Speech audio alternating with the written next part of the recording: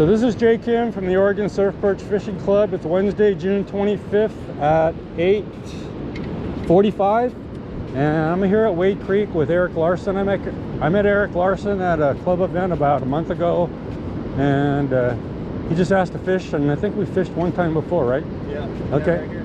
And so it's really low tide today. So the low tide was at 7 a.m. It was like a minus 2.2 tide. High tide is at 1 p.m. and it's a 5.7 high tide. So it's about an 8-foot swing today. So I'm expecting conditions to change pretty rapidly as time goes on as we fish here. I haven't been back to Wade Creek since our level 2 workshop, and we caught some fish, but not a lot. But I purposely wanted to come at low tide. For one thing, is avoid all the rocks. As I'm looking north, it's kind of foggy today, but I see some rocks, but it looks like almost all the rocks are covered on the north. And man, all the rocks on the south are covered. So it's amazing how much sand has moved around. I can see some rocks right there, but overall, almost all the rocks are covered. Swell energy is about 350 to 400 today. It's about 55 degrees. We're both in t-shirts, and man, what a nice day. What a lovely day. There's no wind. It had a little bit, man, it's sunshine, blue skies right now, so it's really, really pleasant. Okay, oh, the other thing I wanted to mention is that, man, they have really fixed the ramp coming down to Wade Creek, so now it's like sand to sand. You don't ever have to walk on boulders anymore, so that's really nice. Anyway, so this is what the ramp at Wade Creek looks like. I mean, look at this, is a sand ramp, and it goes right to the beach. And before, you had to walk through all these rocks to get down to the beach. So they made this really a nice place. So I definitely approve of my tax dollars doing this. Okay, anyway, I just wanted to show you. But these guys groom this path every year, but I've never seen it this clean before. So this is really nice. We're gonna just take our first cast. At low tide, it's always a long walk to the water. So one of the other things I like to do at low tide is look at the beach structure. And so you can see it's very shallow. But there's this little trough right in front of us, and there's the sandbar I'm trying to get to. But at higher tides, when you're up there, this actually might be a pretty good place to cast into. Okay, I'm just trying to get across the trough to get to the waves. Oh, the other thing I forgot to mention, it is incoming tide, and so when you're walking through a trough like this, you got to be careful about making sure you can get out of it. So that's one of the things you have to be careful, is not to get trapped on a sandbar. But man, now I'm on the sandbar. There's crashing waves just like right here. This looks really, really good. It looks much better than it did from up on the ramp. Man, what a gorgeous day though, man. I can't believe what a awesome day. I've been waiting for summer forever. Okay, so just in the time we've been here, we've only been here like 5 minutes. The waves are starting to get higher and they're coming in further, and it's starting to fill up that trough. So as you can see, the water is getting down to the trough now, and it was about knee high when we came in, so we got to be careful about staying out here too long. So we're just going to try probably for another 15 minutes and get back on the other side of the trough.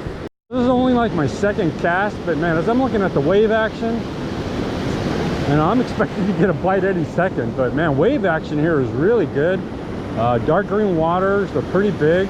They're within casting distance, so I mean, catching conditions look really good right now. So you couldn't ask for a better day in terms of having the fishing conditions be pleasant and catching conditions look really good. Okay, so whoa, man, that's a strong trough. Okay, so we decided to abandon the sandbar, and good thing we did, because we came up to almost our chest. That looks good there. Yeah, but we almost came into our chest right here, and there was probably about a 6-inch to 10-inch, 12-inch drop that we couldn't see. But yeah, you don't want to trip on that. No, those are the kind of things you got to be careful about at low tide. Okay, we're gonna go try north because south doesn't look so good, but it's hard to see the south with so much fog. Move north. And not too far. Conditions here definitely don't look as good as where we were, but you never know. So we'll see how it goes. But it's always better to be safe than sorry. Well, Eric thinks he had a bite when we were on the south side on that sandbar. but he wasn't sure. But that was on his first cast. But when he came back, we were just talking, his bait was gone. So, you know, probably was a bite. Okay, this is only like our 4th cast. I think we only took like 3 casts, maybe 4 in the sandbar. But I panicked. It's like, okay, I want to get out of here. Okay, so we've been fishing about 35 minutes now, and Eric just told me he had a bite. He's using a combination of a hoochie rig. He's got mole crab, and he's using a worm with clams on it. He's also got clams on the hoochie rig as well, but he thinks it was on the mole crab. The interesting thing is he's got big mole crabs, so he actually cuts them in half with a knife, and then he puts on a half a mole crab. So I've never seen anybody do that before, but I'm pretty sure that's what he got his bite on. But I've had 0 action. So, man, what a lovely day though. It's just nice to be standing in the water on such a pleasant day. Man, it's great. Okay, so no matter where we go, wave action is not very good on the north side. You can see how dead it is here. So I normally don't fish this kind of water, but not much choice today given the wave conditions. I would say based on water conditions right now, our chances of catching aren't very high. But it's just nice to be standing in the water and fishing. Man, it's getting warm too. So no matter where we go, there's hardly any wave action, even looking way north. So I'm about ready to back it here very quickly if something doesn't happen here. But unfortunately, catch conditions after the first place really went downhill. Maybe we should have stayed south, I guess. So we've been doing this about an hour now, and Eric's the only one who's got bites, and he got it on real bait. Of course, tell if he's got one. He's not backing up though. He's acting like he's got one though. Oh yeah, he did get one. I'm not sure what it is. Looks like it's a baby crab. Hey, is that a crab?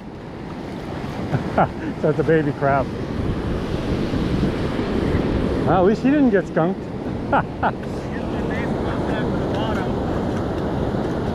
That's funny. That's a female. Yeah. Female Denji.